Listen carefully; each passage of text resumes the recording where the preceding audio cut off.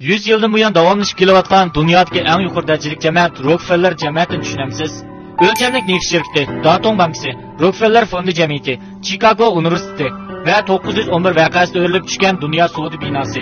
Amerika tarixini varaqlaydigan bo'lsak, Rockefeller jamoati hamma yerda mavjud. Amerika hatto xalqaro siyosiy va iqtisodiy sohalar bilan chambarchas bog'langan. 20-asrning mutlaq ko'p qism mezgillarida Rockefeller Amerikaning boyligi va huquqi bilan zich munosabatga edi.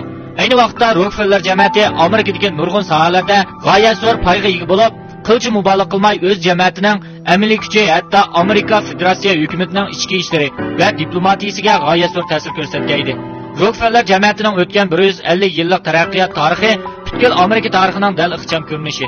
Rockefeller jamoatining bosh ko'tarishi neftdan kelgan. Ishqadam Rockefeller o'zining o'zgacha jasorati va vositasiga tayanib, quruq qo'l eglik tiklab, o'zining g'oyat zo'r neft imperiyasi bo'lgan o'lchamlik neft shirkatini qadam-qadam qurib chiqqan. 1880-yili Amerika bo'yicha ishlab chiqarilgan neftning 95% o'lchamlik neft shirkatidan ayirib chiqarilgan. Monopolchi bo'lgan Rockefeller jamoatimi tabiiy holda nurg'un kishilarni ranjitib qo'ygan. Jumladan sud raqiblari va parlament qatorliqlar. Albatta Amerika hukumatimi bir korxonaning, bir davlatning energiya jon tomirini kontrol qilishiga qat'iy yo'l qo'ymaydi. Shuning bilan majburiy holda uni 34 tarmoq shirkatga ayirayotgan. Buning ichida bizga tanishib bo'lgan Mobil, Chevron qatorliqlar bor.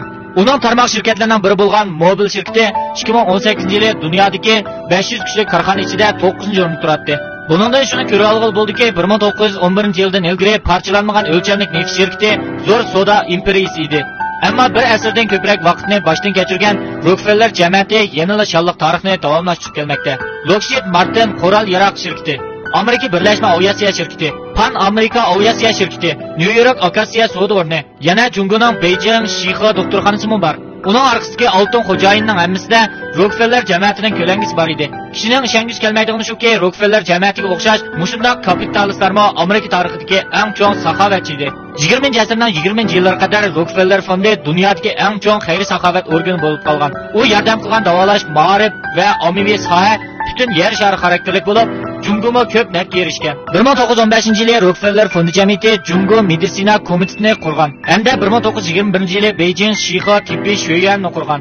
Bu sho'yan Jungo'ga zamonaviy bilim egigan meditsina ixtisoslarini avlod yetishtirib berdi. Amerikalik bir yozuvchi mundaq deb yozgan: 100 yil o'tib ketdi.